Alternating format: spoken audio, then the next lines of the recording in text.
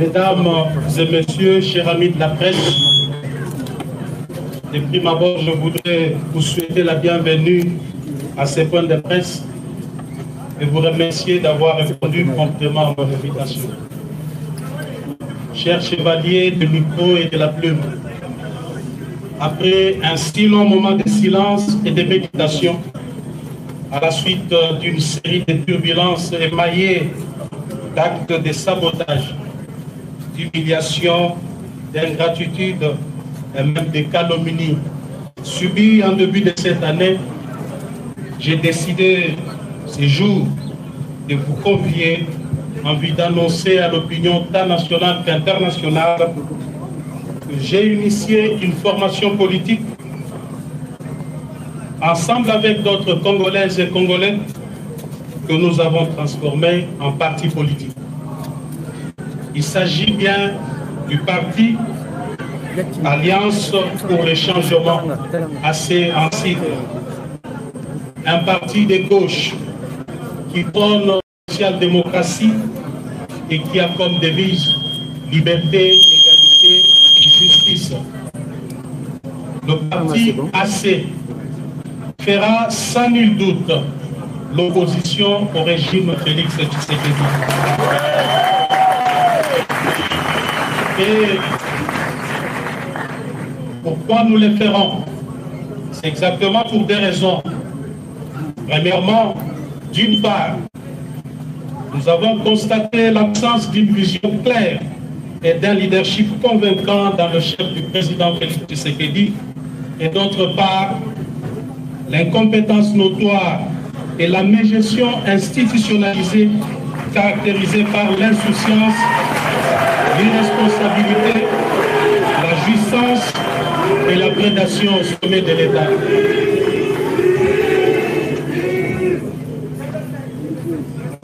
Deuxièmement,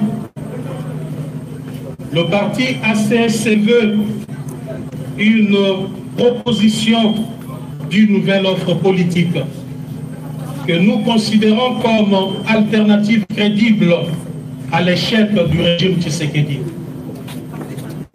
Mesdames et messieurs, s'agissant de l'absence d'une vision claire et d'un leadership convaincant dans le chef du président Félix Tshisekedi, il est important de rappeler qu'en tant qu'acteurs, nous avons cru, comme beaucoup d'entre vous, que le parti de la gauche congolaise, fondé au prix de tant d'efforts et d'abnégation, sous la conduite du redoutable Etienne Tshisekedi Wamulumba, d'heureuse mémoire, et dont nous sommes incontestablement l'héritier idéologique, tiendrait son rôle d'opérer le changement profond en vue de bâtir un État pour sortir le peuple congolais de l'extrême pauvreté.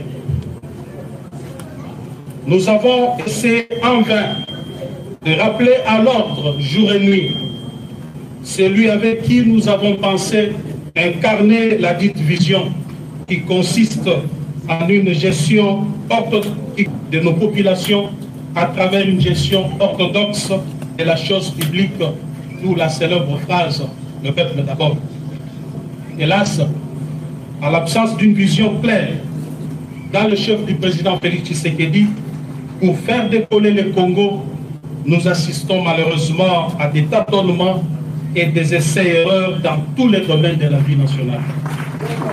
Aucun projet concret n'a été finalisé alors que les caisses de l'État saignent jour et nuit, en contradiction des principes sacro-saints et inviolables qui caractérisaient notre orientation politique en matière de gestion de la chose publique, dont le socle est la bonne gouvernance et la redevabilité. Les promesses irréalisables sont considérées désormais comme mode de gestion. Le mensonge, la manipulation comme vision de gouvernance, les détournements des deniers publics et la corruption comme mode d'exécution de projets. Tous les échecs constatés sont la faute des autres. Une véritable fuite en avant et un mensonge d'État. Le Parlement de la République, temple de la démocratie, est désacralisé et devient le lieu à travers lequel le peuple assiste contre sa volonté à des scènes de règlement des comptes, des traitements de sujets sans pertinence aucune et celle des théâtres de clowns politiques. Près de 4 ans plus tard, le système Tshisekedi est incapable de mobiliser les sept à la dimension du Grand Congo et à l'immensité de ses ressources et richesses. En revanche, force est de constater que l'appareil de l'État se détériore et est devenu de plus en plus un club d'amis où les apprentis sorciers de tous bords exercent leur premier stage au sommet de l'État. Le peuple congolais fait au quotidien face à la montée vertigineuse des prix des denrées de première nécessité qui ont atteint leur instabilité sans précédent, alors que le gouvernement publie des statistiques de fois erronées et manipulées, vantées jour et nuit, ne reflétant aucune réalité des terrains. Quoi de plus ahurissant que de constater que le peuple qui constitue le fondement de la démocratie sociale a été volé par l'État sous la coordination des services de la première institution de la République à travers les dossiers rares. Cette escroquerie d'État s'est déroulée au grand jour. Pire encore, le fonctionnaire, l'enseignant, le militaire et le policier qui devaient bénéficier tout simplement de l'amélioration réelle de leur salaire minimum garanti restent toujours bernés par des suppléments propagandistes, paradoxalement à leur panier de la ménagère, et sans repère ni soubassement dans le calcul de la base salariale. Il va sans dire que le gouvernement a abandonné sa mission principale. Le peuple est désormais face aux dirigeants irresponsables. L'absence des mesures rationnelles d'encadrement de la gratuité de l'enseignement fondamental, bien entendu, fait chuter la qualité de l'éducation nationale, alors que l'accès aux soins de santé primaires de la population devient un cauchemar sous le régime des jouisseurs. Mesdames et messieurs, nous avons à son temps demandé la réduction du train de vie des animateurs des institutions. Cette réduction cadre avec la vision socialiste qui devrait guider toute action politique d'un régime dirigé par, entre guillemets, un tshisekédiste. Mais hélas, on a vu par contre la mise en place d'un système corrompu de kamikazes en enrichissement illicite, pillage et détournement des deniers publics. L'absence du leadership politique responsable au sommet de l'État a exposé le pays à une diplomatie de complexe et de complaisance sans anticipation aucune. Des multiples voyages diplomatiques n'ont réussi à convaincre aucun chef d'État et de gouvernement en faveur des différentes causes de notre pays. La situation d'insécurité à l'est du pays, dont les ennemis sont connus et que nous avions eu l'occasion de dénoncer les dangereux rapprochements en son temps, est la preuve éloquente que les déficits du leadership et des capacités à prendre des décisions fermes et courageuses en interne et vis-à-vis de ceux qui nous menacent pour apporter le soulagement à nos populations de l'Est tant meurtri et démontré. Les désastres qui prévoient actuellement dans la partie est de notre pays, plus principalement dans le province du Nord Kivu et de l'Ituri, relèvent de la responsabilité première du chef de l'État et de son gouvernement. Ici de rappeler que les dirigeants actuels n'ont entrepris aucune réforme de notre système de défense et de sécurité. Pire encore, les militaires et les policiers vivent dans des conditions exécrables. Depuis que M. Félix Tshisekedi est au pouvoir, vous en doutez, il n'a jamais songé à doter ne serait-ce que l'uniforme aux militaires et policiers. Si tel est le cas, que dirions-nous alors des armes et des munitions qui sont indispensables pour toute campagne militaire afin de protéger la population? dans ces conditions, il est clairement établi que les systèmes en place exposent la République, le peuple congolais, ainsi que ses ressources naturelles. Quant à nous, nous visons l'amélioration des conditions de vie de nos populations à travers une classe moyenne. Mesdames et messieurs, au regard de ces tableaux sécuritaires sombres, il est clair que M. Félix Tshisekedi, aujourd'hui, doit être considéré comme un danger au sommet de l'État.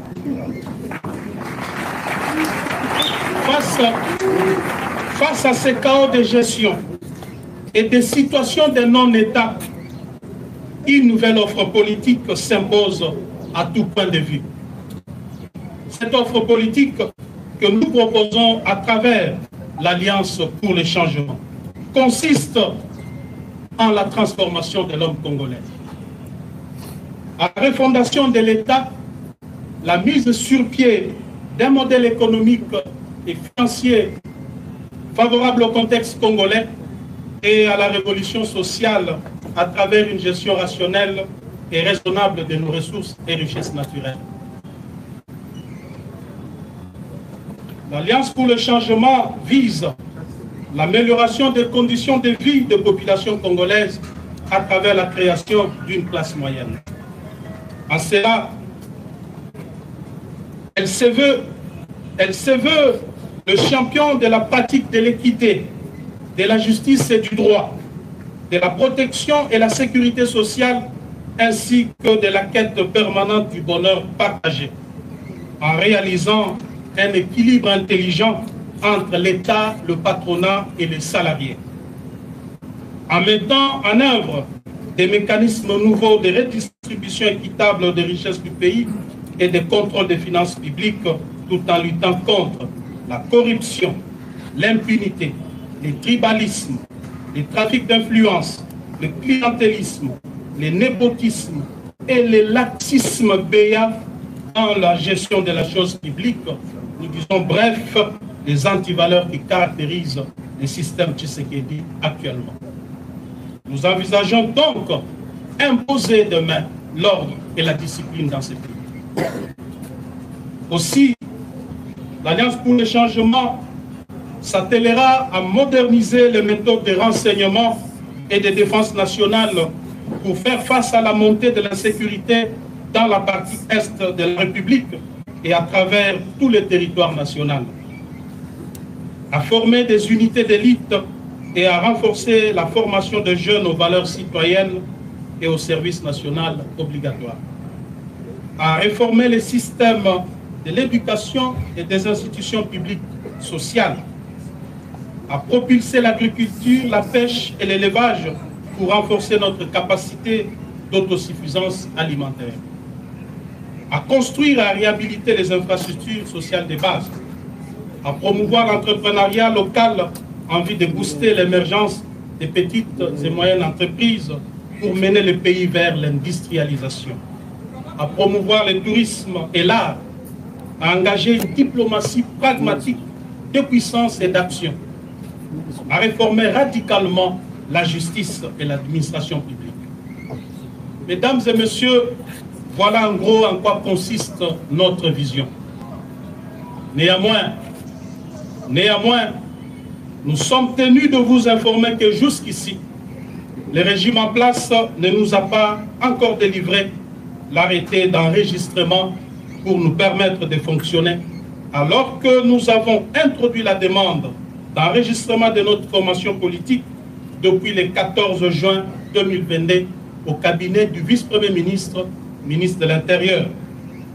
Il faut souligner qu'après examen du dossier, ces services l'ont déclaré conforme à la loi numéro 04/002 du 15 mars 2004, portant organisation et fonctionnement des partis politiques, et c'est depuis le 15 juin 2022, date à laquelle le récépissé de conformité nous a été délivré par les 10 services. Sur ces refus d'enregistrer notre parti, nous avons décidé et fonctionné désormais conformément aux dispositions pertinentes de l'article 14 de la loi sus-évoquée. Je cite, « Si, à l'expiration du délai de 30 jours, ouvrable après les dépôts, les ministres est en défaut de décider, le parti politique est considéré comme enregistré.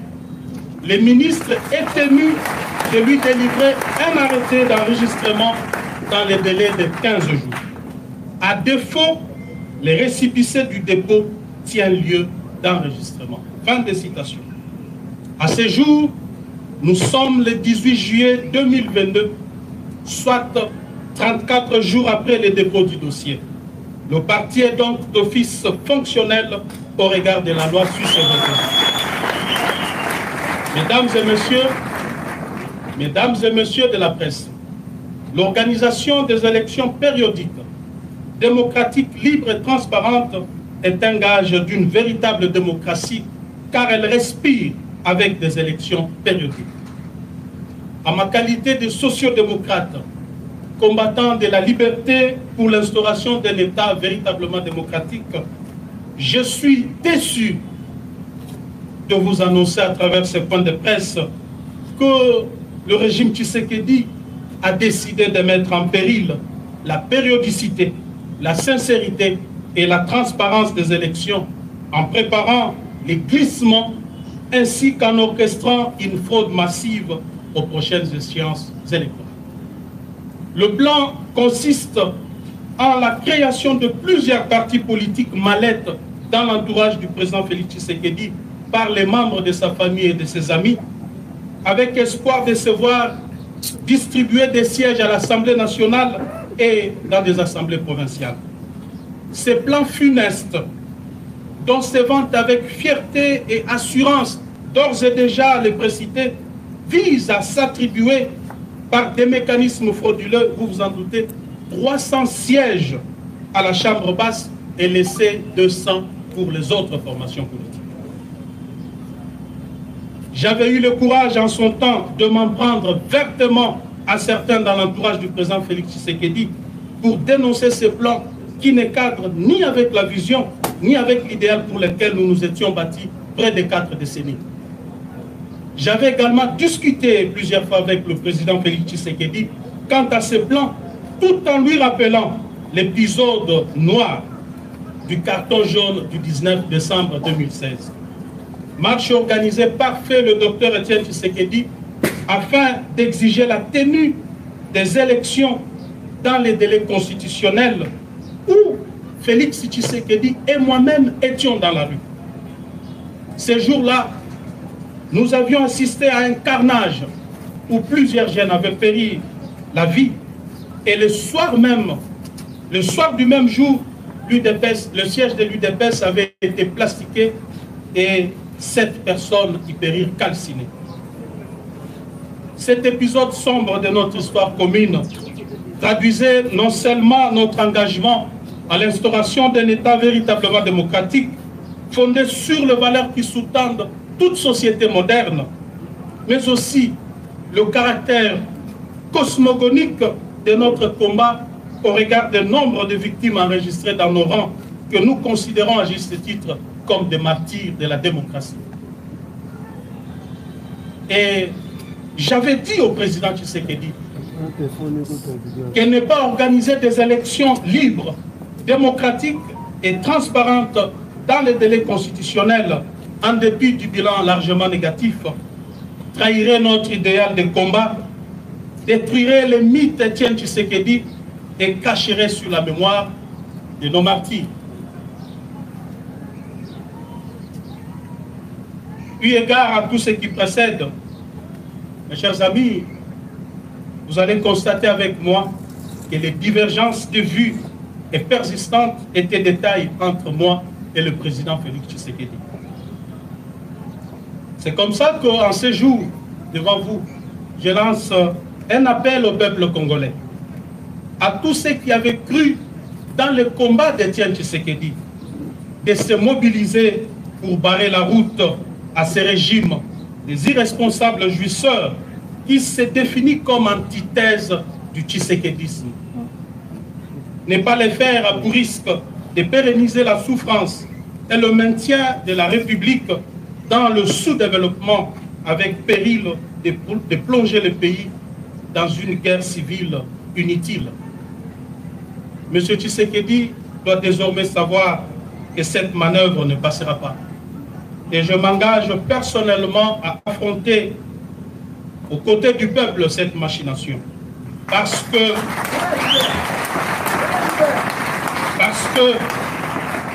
je considère les combats que je dois devoir mener désormais comme un tournant très important dans ma vie politique. Mesdames et messieurs, comme vous le savez, nous avons aussi assisté à la reprise petit à petit des tares de dictatures de triste mémoire. Le pays est en train de subir un recul démocratique honteux des restrictions des libertés d'expression. Et le peuple assiste impuissant devant l'émergence d'une néomonarchie constituée d'une classe de mafieux fanatiques applaudisseurs. On constate la flambée des arrestations des leaders d'opinion et des atteintes à la liberté de la presse avec des intimidations de journalistes dont certains sont contraints à l'exil. Il en est de même de l'usage abusif des services publics à des fins privées, des trafics d'influence par la résurgence des familles et des personnes intouchables, la manipulation de la justice avec des dossiers montés de toutes pièces pour écarter certains adversaires.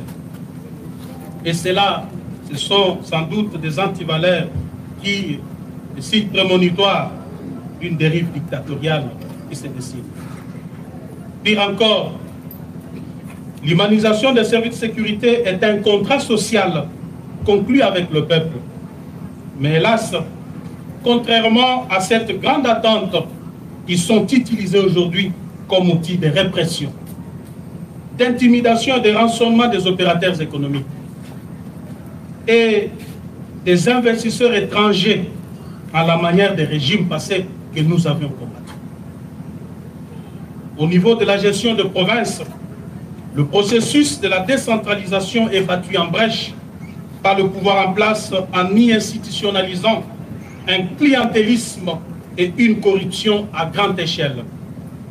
Les institutions provinciales sont devenues ingérables et le développement local est impossible à atteindre avec les méthodes du régime Tshisekedi qui a converti les gouverneurs de province en filles et garçons de course, obligés de ramener des espèces sonnantes et trébuchantes à Kinshasa.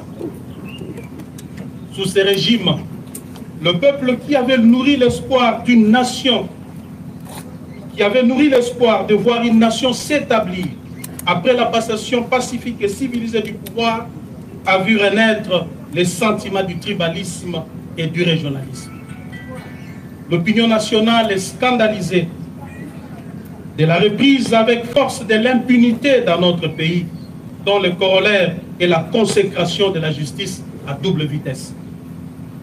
Vous remarquerez sans doute qu'il existe désormais une catégorie de Congolais à poursuivre avec acharnement et une autre à protéger. Au regard de la situation chaotique dans laquelle est plongé notre pays par ce régime, il y a lieu, je suis convaincu, je suis plus que convaincu, que la page Félix Tshisekedi est désormais tournée.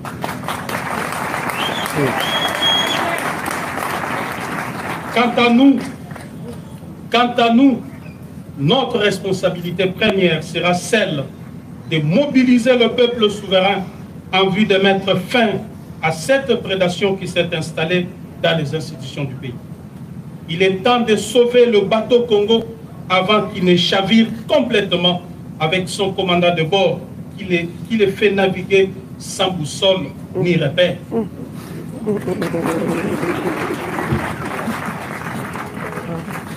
Dans un monde en total bouleversement, dans les décombres d'une gouvernance au rabais, dans un paysage politique mouvant, dans lequel tout est incertain, tout est sans cesse remis en question, nous devons imposer une révolution contre la prédation et l'amateurisme au sommet de l'État.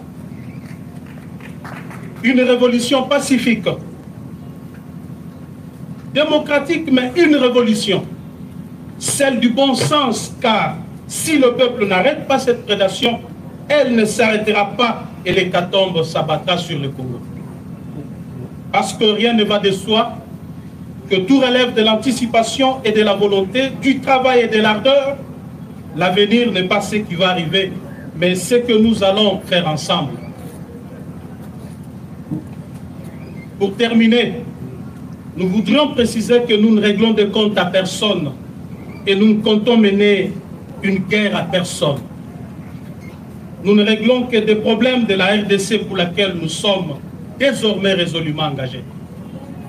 J'ai saisi d'ailleurs cette occasion pour remercier de tout cœur ceux qui m'ont soutenu pendant le moment des tumultes et d'agressions injustes que j'ai subis. Toutefois, je dois leur rassurer que de tous ces événements, rien ne m'a ébranlé. En revanche, je les ai transformés en énergie nécessaire qui m'aidera à faire face à l'adversité dans le nouveau combat que je suis appelé à mener désormais aux côtés du peuple congolais au sein du parti Alliance pour le changement. Il faut un nouveau leadership à tout prix pour la RDC. Ainsi, je pardonne à tous ceux qui m'ont fait tant de mal. En même temps, je demande pardon à tous ceux qui se sont sentis offensés par mes actes et mes décisions politiques.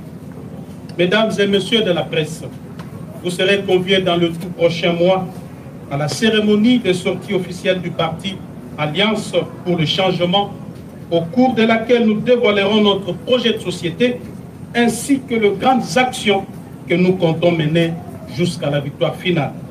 À présent, je me mets à votre disposition pour répondre à toute préoccupation liée à l'objet de notre point de presse de ce jour. Je vous remercie. Allez, merci, chers journalistes, de l'attention. Et sachez que juste maintenant, vous aurez une série de questions-réponses. Et nous avons prévu 5 questions pour les médias. 5 questions. Pas plus que cela. 5 questions.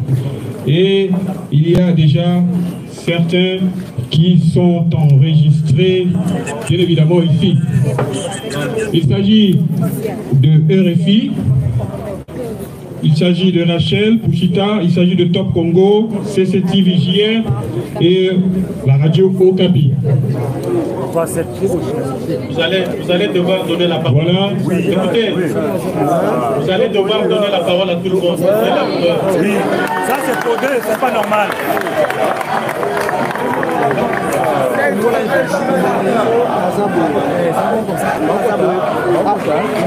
D'accord, c'est pris en compte. Alors, tous ceux qui veulent intervenir, il va falloir que vous vous enregistrez. D'accord. Alors, on va aller avec la série questions-réponses. Bon, commençons quand même avec ceux qui ont été enregistrés. Donc, RFI. RFI est là. RFI.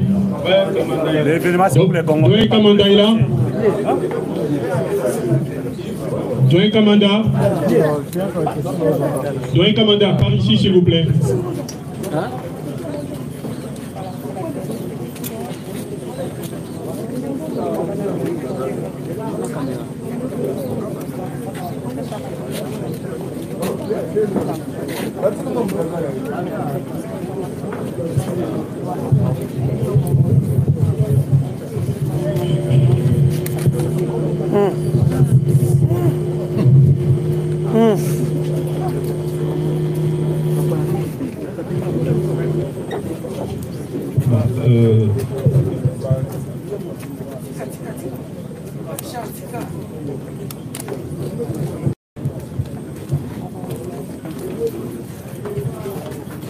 Honorable Jean-Marc Kaboum,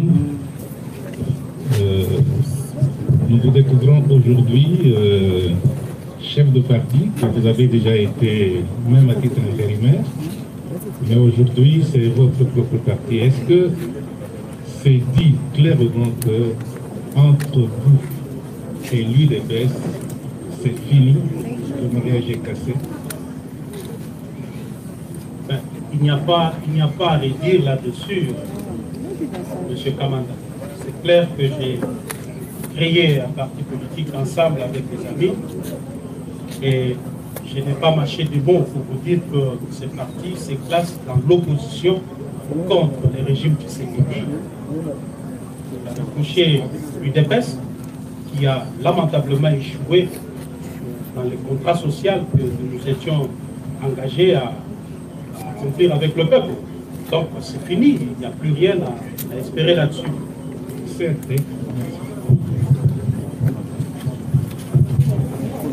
Oui, merci Doyen Kamada. À présent, nous allons partir avec ceux qui ont été. Après RFI, c'est Rachel Fouchita.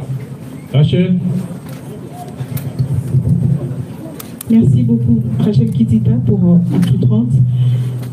Monsieur, j'allais dire président Jean-Marc Kabound, aujourd'hui que vous lancez votre parti politique, très critique à l'envers du régime Tshisekedi, mais vous-même, quelle est votre part de responsabilité? Puisque vous avez été à la manœuvre jusqu'à votre départ de l'Assemblée nationale. Est-ce que vous aussi, vous êtes comptable du régime Félix Tshisekedi? 2023 pointe à l'horizon. Vous avez déjà une candidature en vue, vous-même. Comment ça va se passer pour 2023, pour la candidature présidentielle? Merci. Merci beaucoup, Madame Rachel. Ma responsabilité, si je dois l'établir, je pourrais encore regretter ici pourquoi avoir contribué substantiellement à ce que Félix Tshisekedi soit président de la République. Mais je ne veux pas regretter pour ça parce que j'étais chef du parti, j'étais chef dans ces partis-là. Étant donné que tout parti politique a pour vocation la conquête du pouvoir, son exercice et sa conservation, je suis tenté de ne pas regretter aujourd'hui pourquoi avoir consacré mes énergies et mes forces afin que l'UDPS accède au pouvoir. Mais tout simplement, je regrette l'échec de celui en qui nous avions placé notre confiance et je crois que c'est une page que nous devons tourner rapidement. Mais pour tout ce qui reste, je crois que j'ai joué mon rôle.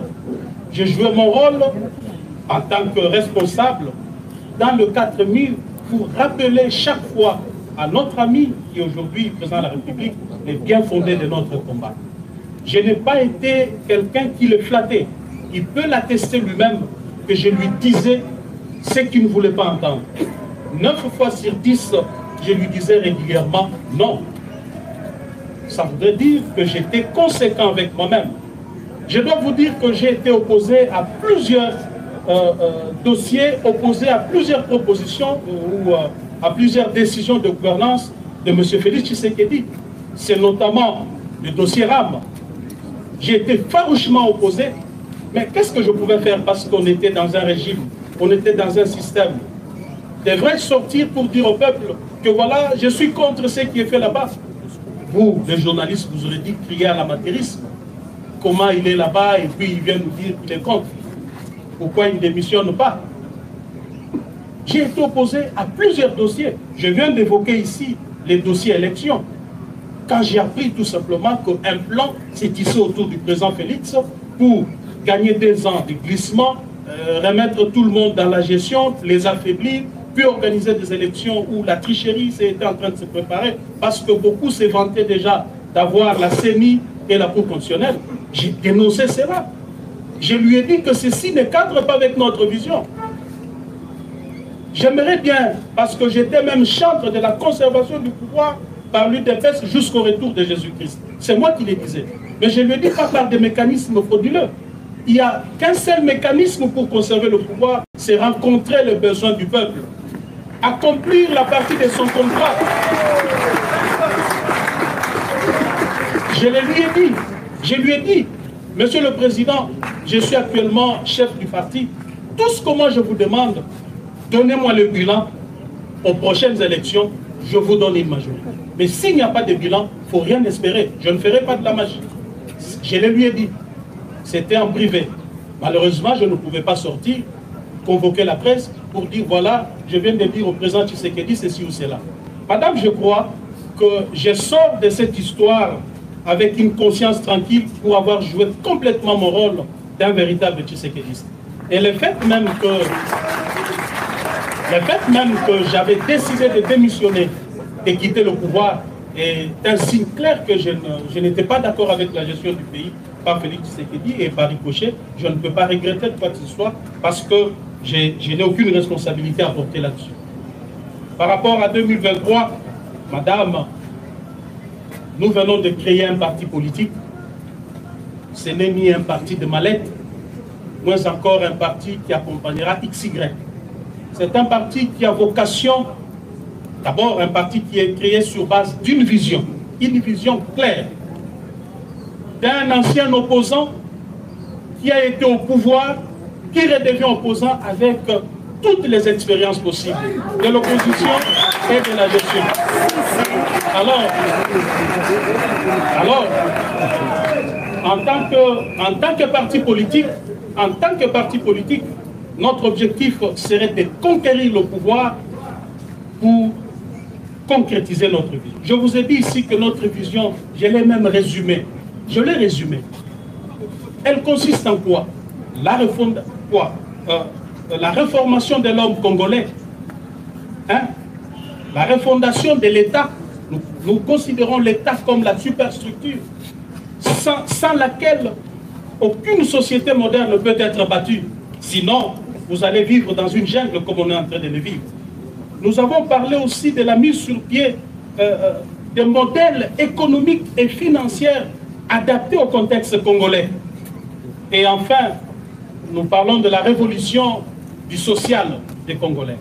Vous allez voir que le social du Congolais, que beaucoup de politiciens, des candidats présidents vont vous brandir demain dans leur campagne pour dire voilà, nous allons construire des routes, nous allons construire des hôpitaux, nous l'avons relégué à la fin. Parce que nous estimons, dans l'Alliance pour le changement, que la priorité des priorités, le vrai problème dans ce pays, c'est d'abord l'homme congolais, mais ensuite l'absence de l'État comme superstructure sur laquelle doit être bâtie toute vision, tout projet de société. Sans un État, rien ne peut être fait. Donc l'État que moi je suis en train de viser ici, c'est le Léviathan. L'État, c'est la force qui écrase tout. L'État, on ne l'affronte pas. L'État, on ne le défie pas. L'État n'a peur de personne. C'est la force. L'État couvre tout le monde.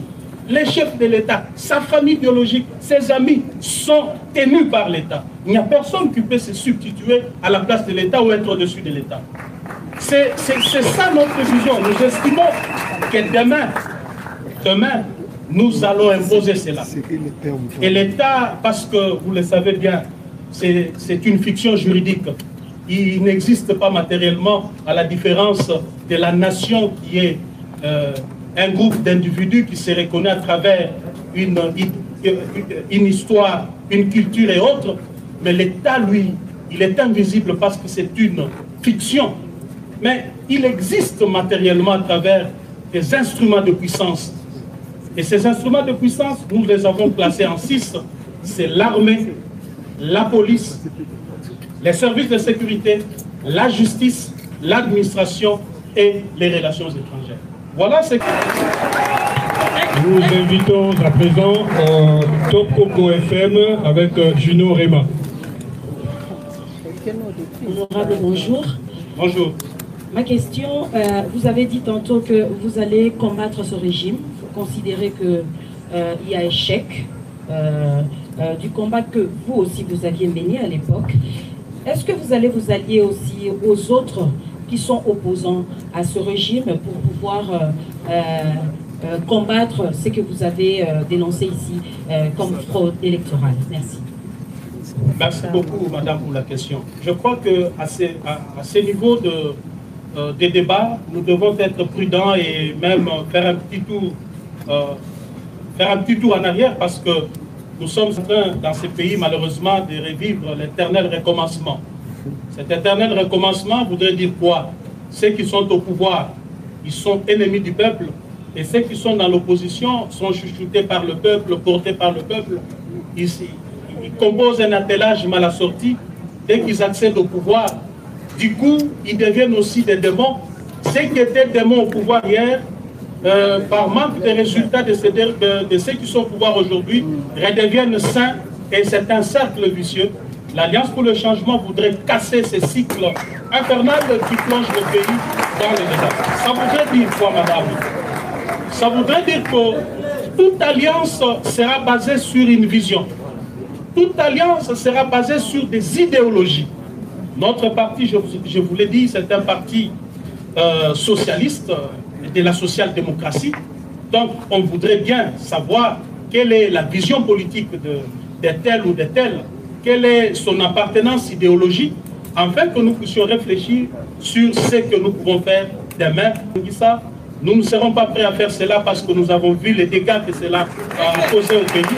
C'est comme si on était dans une sorte de course à l'accession du pouvoir. Juste pour accéder au pouvoir, c'est partagé entre acteurs politiques et du coup, on prend le peuple en otage parce que ce n'est pas la vision qui guide l'action politique, mais plutôt les intérêts, notamment le partage de pouvoir, le partage du gâteau bien entendu et les intérêts que cela procure.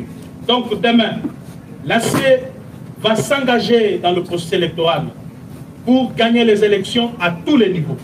Mais nous ne fermons pas la porte. Nos portes sont ouvertes pour des personnes crédibles, des personnes qui partagent les mêmes convictions que nous, des personnes qui ont la même vision que nous. Mais si tel n'est pas le cas, nous avancerons. Et maintenant, nous allons inviter JR Mokolo de CCTV pour sa question. Bonjour honorable. Bonjour. Je voudrais d'abord rappeler, vous avez rappelé tous les incidents, les incompréhensions qu'il y a entre vous et les chefs de l'État et sa famille politique et surtout son entourage. Mais nous rappelons par exemple que l'incident, la goutte d'eau qui a fait déborder le vase, c'était votre intervention dans la solution de l'incivisme routier que nous constatons jusqu'à maintenant. Parce que vous étiez indigné, vous avez estimé que vous devriez contribuer à mettre un peu de l'ordre dans ces secteurs. Ça vous a valu. Bon, je ne sais pas, aujourd'hui on se rend compte, honorable Jean-Marc Kabot, que ce phénomène en tout cas s'est accentué. Ces derniers temps, on a affaire à des mototaxmen, par exemple, ils sont même à la base des accidents et ils se font justice. Dernièrement, il n'y a pas longtemps sur la route des poids lourds, ils ont brûlé la Jeep de quelqu'un qui n'était même pas fautif dans cet accident-là. Je ne sais pas, au-delà des actions ponctuelles qui vous menaient à l'époque et qui vous ont valu en tout cas des devoirs avec le pouvoir actuel, est-ce que vous avez vous-même et votre parti une solution pour mettre fin en tout cas à ces phénomènes qui entrent vraiment d'endeuiller beaucoup de familles et puis de terroriser pratiquement beaucoup de Congolais? Merci. Merci beaucoup. Vous avez dit votre nom? Jean Romance Mokolo. Merci beaucoup. Au fait, quand cet incident s'était passé, j'étais chez moi ici, j'ai passé en revue les tours des médias audiovisuels. J'ai vu comment les journalistes, leurs invités, étaient en train d'analyser. Une fois, j'étais surpris et choqué d'entendre ce qui sortait de la bouche et de certains journalistes et de certains politiques. Mais merci beaucoup, monsieur Jean, pour avoir dit que j'ai contribué, en menant ces actions, j'ai contribué au civisme routier dans ce pays. Vous savez, au jour d'aujourd'hui, si j'ai eu à le faire hier, les gens parfois me taxaient d'arrogant. Oh, mais comment lui, le premier vice-président, il se permet de freiner tout ça? Est-ce soit à un usager de la route? Que j'avais besoin, même si mon arrogance avait atteint le paroxysme, est-ce que j'avais le temps? Parce que je n'avais même pas le temps pour ma famille, mes amis et autres. Comment je pouvais avoir le temps de me balader et faire quoi que ce soit? Ceci démontre à suffisance à quel point je suis lié à l'ordre et à la discipline. Je me posais moi-même la question de dire, mais si je ne le fais pas, parce que 2023 approche, ça retombera sur moi en tant que chef du parti et un élément clé du pouvoir. C'est comme ça que vous m'avez vu, par exemple, dépasser par les événements. J'étais appelé à toucher à gauche, à droite. Ce n'était ni de l'arrogance, ni parce que j'ai manqué à faire. Mais aujourd'hui, que j'en ai assez parce que mes amis ne m'ont pas compris, je suis opposant. je ne vois pas de solution à donner à cela, monsieur. Nous allons tous constater, malheureusement, avec le peuple, que le pouvoir en place est incapable d'imposer l'ordre et la discipline dans ce pays. Tout ce que je peux faire, c'est de demander au peuple de se mobiliser, afin de chasser Félix Tshisekedi en 2018. Parce que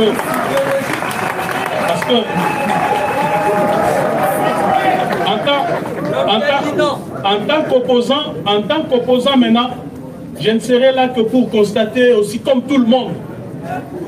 Je ne me permettrai jamais de descendre même pour faire une petite remontrance à un chauffeur, n'est-ce pas? Donc, d'ailleurs, je vais exploiter cela pour bien écraser ces régimes des incompétents qui parfois vous ne faites pas attention. Comment vous le faites?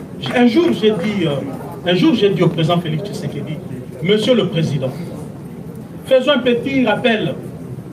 Notre leader Maximo, Feu Etienne Tshisekedi, il est élu Premier ministre. Ou de Tshisekedi, à partir de chez lui à la 10e rue, était capable de lancer un message, de dire demain, tout celui qui a pris un bien de l'État, qu'il vienne le remettre.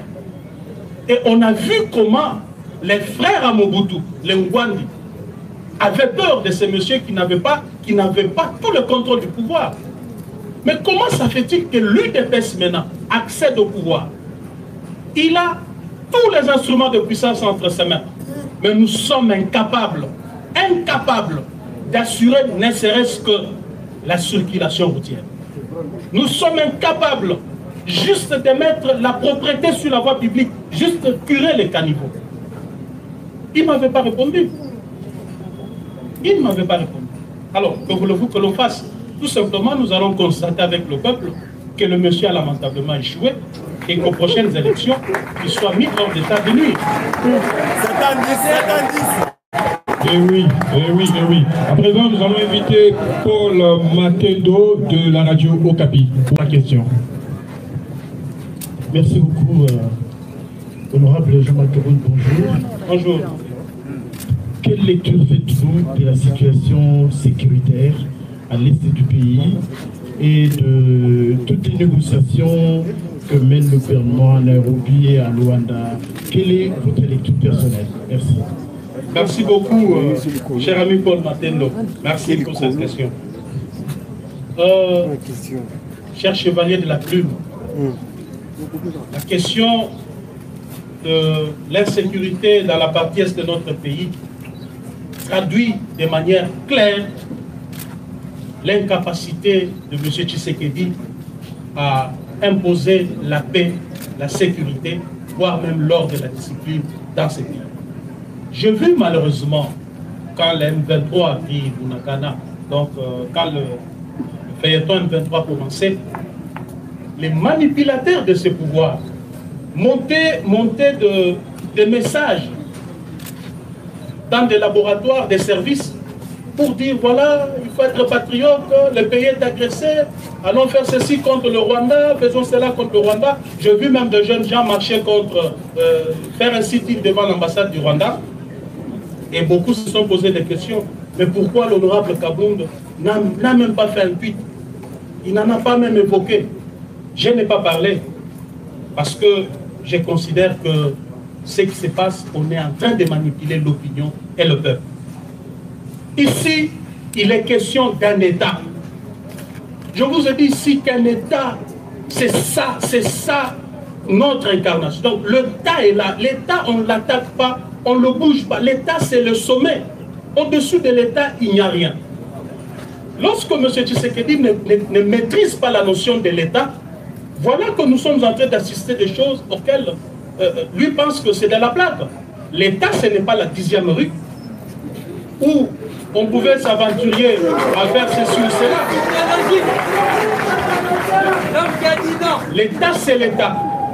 Il a ses mécanismes et ses moyens de fonctionnement qui requièrent de l'intelligence, de l'anticipation, de la sagesse dans les chefs de celui qui l'engage. Comment voulez-vous que la partie Est soit sécurisée dès lors que nous n'avons pas une politique claire en matière de défense et de sécurité? Dès lors que nous n'avons pas, le régime Tshisekedi jusqu'à aujourd'hui n'a investi rien, ni dans l'armée, ni dans la police.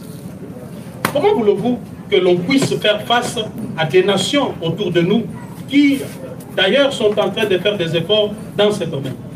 Donc aujourd'hui, le peuple congolais, plus particulièrement dans la partie Est, est sacrifié du fait que Félix Tshisekedi n'est pas en mesure d'imposer la paix dans cette contrée. On voudrait dire que le Rwanda agresse le Congo à travers le M23. C'est bon bien. C'est bon bien parce que la scène internationale, elle est ce qu'elle est. Ne pensez pas que nos voisins tels qu'ils nous entourent là, ce sont nos amis. Ils sont en même temps amis, ils sont en même temps ennemis. C'est ça les relations internationales. Les pays sont des acteurs sur cette scène. Ils n'ont pas d'amis, ils n'ont pas d'ennemis. Ce sont de monstres froids. Alors, on a 9 voisins, on a 9 amis et 9 ennemis en même temps. Aujourd'hui, nous parlons du Rwanda. Mais demain, ça peut être Brazzaville. Pour mine de rien, il y a une histoire et il nous déclare la guerre. Demain, ça pourrait être l'Angola. Pour un petit accrochage, l'Angola se décide. Il nous déclare la guerre.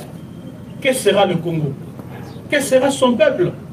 Si nous sommes en train aujourd'hui de nous lamenter, parce que la guerre. Ou encore, je voudrais aller plus loin, si c'est le Rwanda lui-même qui se décide alors de dire, voilà, je ne vous fais pas la guerre à couvert, je vous déclare la guerre. Donc nous allons fuir ces pays, n'est-ce pas?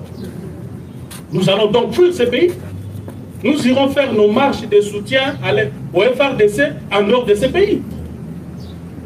Moi, je pense qu'au lieu de faire des marches de soutien au FRDC, nos FRDC n'ont pas besoin de soutien des civils. Surtout pas dans les réseaux sociaux, à travers des tweets, à travers des messages. C'est une aliénation de tout un peuple. En lieu et place de faire des marches de soutien au FRDC, en lieu et place de marcher contre l'ambassade du Rwanda, je crois que le peuple congolais aurait bien décidé de marcher contre Tshisekedi et son gouvernement. Il est commandant suprême des forces armées, c'est lui qui devait donner les tons. A contrario, on voit un chef de l'État qui pense que le pays va bien. À le voir comme ça, vous ne sentez pas que ce monsieur a un pays qui a un problème. Surtout qu'il ne se permet pas de passer de bons week-ends. Chaque week-end, c'est la coule douce. Vous voyez, avec une situation pareille, il faudrait pas aller chercher les diables ailleurs. Le diable se trouve chez nous. Je dois vous dire que ces pays, en fait, vivent la théorie de l'éléphant dans la pièce. Vous savez, la théorie de l'éléphant dans la pièce, c'est que nous sommes en train de penser que la faute, c'est l'autre. Alors le vrai problème est dans la maison. On ne fera aucun ménage, on n'arrangera rien aussi longtemps que l'éléphant est dans la pièce. Eh bien, c'est bien dit. Alors, à présent, je vais inviter Honorable, avant tout, je voudrais préciser que nous allions à 10 questions. Est-ce qu'il est possible que nous avancions? 10 questions, c'est bon, on s'arrête là-bas? D'accord. Alors, j'invite Francis Bilomba de Absi TV. Oui, Président, bonjour. Je voulais poser ma question à Lingala. Oui. En mélangeant, on a besoin rapidement pour comprendre.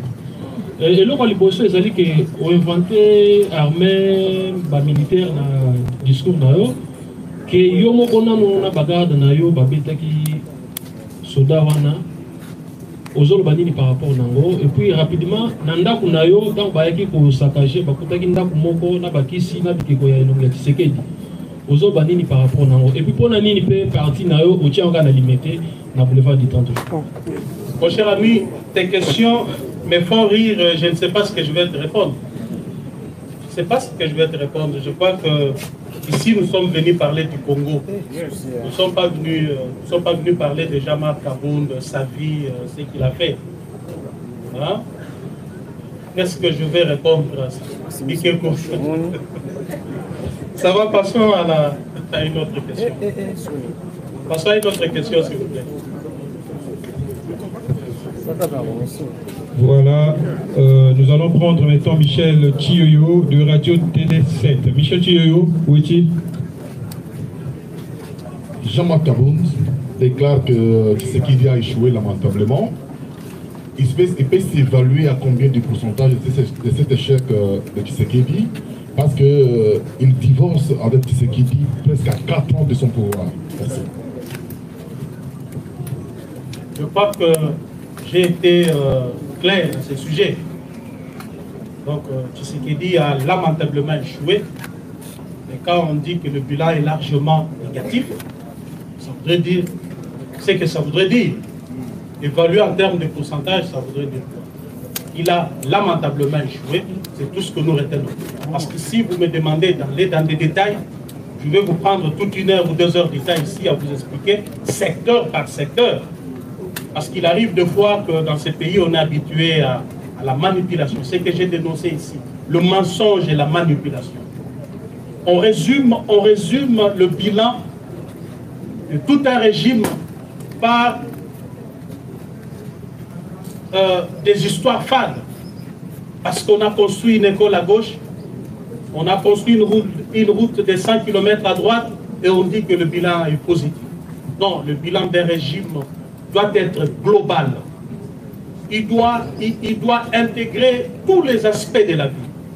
Un régime, lorsqu'il travaille dès le début, d'ailleurs je vous ai dit ce que je ne vous ai pas dit, la vision c'est quoi? Quand on dit que quelqu'un a une vision politique, ça voudrait dire qu'il connaît le problème de son pays, il envisage des solutions qu'il compte y apporter, et quand on met le problème et les solutions sur la balance, c'est ce qu'on appelle vision politique. Donc, quand on connaît bien son pays, on peut se dire aujourd'hui qu'avant d'accéder au pouvoir, j'ai trouvé mon peuple avec un taux d'accès à l'eau à tel pourcentage.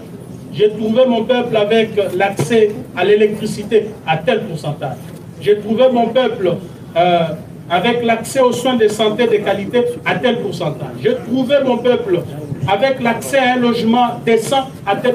Tout ça, ça fait partie de la globalité de la vie dans une nation. Et quand on évalue un régime, on l'évalue de manière globale. Pas sur base de 10 km de route ou de 2 écoles construites à gauche et à droite. Je trouve que ça, on est habitué. On est en train de flouer le peuple. Et ça, c'est depuis la nuit des temps. Que chaque fois qu'un régime est là, on vous brandit une école construite à gauche. On vous brandit 2 fois dans les réseaux sociaux. C'est des montages qu'on fait. Et le peuple, pour dire au peuple que voilà, le bilan est positif. Moi, je crois que nous devons évaluer un bilan sur base des éléments globaux qui constituent la vie socio-économique, environnementale de l'homme congolais. Merci. Ok, à présent, donc nous passions à la 9e personne, Christophe Ilunga Kanelkin. Christophe Ilunga. Honorable Jean-Marc Kabon, depuis votre démission à l'Assemblée nationale, et vous n'êtes pas présenté à la plénière. Au cas où on doit invalider votre candidature, que sera-t-il votre réaction? Mais je ne suis pas invalidé. Nous sommes en vacances parlementaires, ce qui sous-entend qu'à la prochaine session, je serai présent. Vous parlez déjà vous envisagez déjà le futur. Hein? Non, non, mais écoutez, je suis député national. Je me présenterai à la prochaine session parlementaire. Donc, écartez toute hypothèse de mon invalidation. D'accord. Dernière certainement question. Billet grâce, Monde 24. Bonjour, honorable Jean-Marc. Bonjour. Honorable, j'aimerais bien poser les questions en français, mais pour aider aussi mes confrères en ligne, j'aimerais parler en lingala, si vous me permettez. Vas-y. Voilà. D'abord, on a commencé d'abord à vous féliciter parce que je comprends que vous gardez toujours votre tête de radicalisme. Alors, monsieur Jean-Marc Kabund, honorable, aujourd'hui, vous êtes très radical contre le pouvoir en place. Au Zalaki n'a eu de pèse. Pendant les bandelites au pouvoir, au bout du combat, au lélo, aux eaux, téléméla, que bilan et à président de la République est tellement négatif. Mais on se rappelle Yo Zalaki, vice-président et Assemblée nationale, premier vice-président de l'Assemblée nationale. Et là, on a Oyo proposé pendant que Zalaki, premier vice-président de l'Assemblée nationale, pour la population. Alors, mon cher ami, je préfère bien répondre en français pour que les mots me viennent aisément. C'est bien. L'ami voudrait savoir ce que j'ai fait, parce que je suis très critique envers le régime Tshisekedi maintenant. Je voudrais savoir ce que j'ai fait. Mais je vous ai expliqué ici que j'étais un élément clé de ce régime. Et deux fois, il fallait concilier mon attitude de combattant de la liberté, gardien de notre vision, et les réalités étatiques qui consistent à créer cet équilibre pour ne pas créer des situations difficiles au pays. Et j'ai eu, dans un cadre restreint, dans un cadre privé, rappelé plusieurs fois au président Tshisekedi l'idéal de notre combat.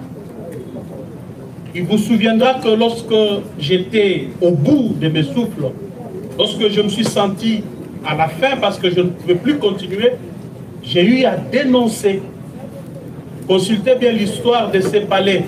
Je parle bien du palais du peuple. Consultez son histoire. Depuis notre accession à l'indépendance, y a-t-il eu un jour un vice-président de cette chambre, élément clé du pouvoir, qui a décidé de descendre du perchoir pour dénoncer l'hypocrisie du régime auquel il appartient? Avez-vous vu ça? Je suis le premier à l'avoir fait. Donc si je l'avais fait, ça voudrait dire qu'en aparté, j'ai beaucoup fait. Je vais vous donner une anecdote sur le dossier RAM. Vous savez, quand cette histoire s'est tissée, moi-même, je n'étais pas informé. Moins encore le parti que j'ai dirigé à l'époque. Nous n'étions pas informés. Mais d'ailleurs, je ne savais même pas la définition de RAM. C'est quoi RAM? Quand j'ai entendu pour la première fois, j'ai posé la question, mais c'est quoi RAM? Parce que j'ai vu ça sur les réseaux sociaux. Et du coup, l'affaire s'est enflammée. J'ai essayé de consulter la loi, j'ai compris que c'était anormal. Mais ce que je vous dis, je vais citer des témoins, ils sont encore vivants. Vous pouvez aller leur poser des questions. À la veille de la motion qui a été initiée contre le ministre du PETELTIC, nous sommes allés, moi, le Premier ministre, le ministre du PETELTIC, le DG de la RPTC, un sujet, un expatrié, je crois, ça peut être un Français. Nous sommes allés voir le chef de l'État pour discuter sur la question rare. J'ai dit clairement au chef de l'État, devant tous ces témoins, qu'on devait tout de suite arrêter parce que cela s'apparentait à une escroquerie. Une taxe, une imposition ne peut reposer que sur la loi. Ça, c'est la Constitution. Et ce qui se passe, et d'ailleurs, lorsqu'on impose ou on taxe, l'argent doit aller directement dans le compte du Trésor public. Étant donné que l'argent de RAM ne va pas dans le compte du Trésor public, et cela ne repose pas sur une disposition légale, Monsieur le Président, nous devons arrêter ça parce que ça risque de nous poser d'énormes problèmes. Alors, la réponse était que mais oui, mais est-ce qu'on doit le faire parce que là il y a la pression de l'opposition, ça donnera l'impression que nous, on a failli devant l'opposition, nous devons résister. J'ai dit, Monsieur le Président, il n'est pas question de l'opposition, mais il est question du peuple. Nous devons écouter le peuple. Bon, ça va, on va d'abord alléger. On a allégé. Est-ce que vous saviez que ce que je vous dis ici avait eu lieu? Je ne pouvais pas sortir sur la place publique pour le dire que maintenant, là, je viens de dire au chef de l'État, ceci ou cela. Je vais aller plus loin. Un mois plus tard, je fais appel à un grand ami du président de la République chez moi ici. Je ne vais pas encore citer son nom parce qu'il est encore vivant. C'est moi, Djambita, le DG du journal officiel. Je lui ai dit, toi tu es ami du chef de l'État. Écoutez ce que je compte aller lui dire. Je préfère que tu sois là. Le dossier RAM, c'est vrai, on l'a arrêté, mais il se pose un sérieux problème. Le chef de l'État doit communiquer, il doit parler, il doit communiquer sur cette question. Il doit dire au peuple combien d'argent a été mobilisé dans cette histoire. Et parce que cet argent n'est pas entré directement dans le compte du Trésor public, il doit présenter au peuple des projets concrets que cette somme devra financer. S'il ne le fait pas, je suis convaincu que ça sera un caillou dans sa chaussure. Un jour, j'ai craint qu'il ne puisse répondre de cette histoire. J'en ai parlé à moi, et je suis allé personnellement dire la même chose au chef de l'État. Je lui dis, Monsieur le Président, convoque une conférence de presse, communique le montant de l'argent que RAM a récolté. Dis au peuple ce que cet argent va faire. Non seulement les dire, mais pour moi, je propose même qu'il y ait des projets concrets déjà entamés que vous allez devoir montrer au peuple que voilà, moi j'ai entendu de montants, 300 millions, 350, 500 millions, je ne sais pas. Mais vous dites, si c'est 300 millions, voici tel projet va nous coûter 30 millions, voici tel projet va nous coûter 40 millions, voici 100 millions, et l'affaire RAM est terminée. Si vous ne le faites pas, je crains qu'un jour, vous puissiez courir derrière le barreau dans ces dossiers. Mes chers amis, avez-vous entendu que dans un régime, depuis notre accession au pouvoir, quelqu'un a dit ça à un président de la République, son bras droit lui a dit ça? Je suis parfois l'unique dans ce pays qui a eu le courage de dire au chef de l'État des choses impossibles. Il y a beaucoup de choses que je ne peux pas vous dire ici. Je lui ai dit beaucoup de choses. Et curieusement, ça créait un fossé entre moi et lui. Tellement que les divergences étaient devenues de taille. Certaines personnes ont commencé à me dire que monsieur Kabound ne te respecte pas, Kabound est trop arrogant, il se croit, il pense que c'est lui le président. Des histoires à dormir debout tout simplement parce que j'étais dans la vérité et je disais ce que je pensais être vrai, un homme libre, anti-séquédiste convaincu. Ce n'est pas le pouvoir qui devait changer ma perception des choses.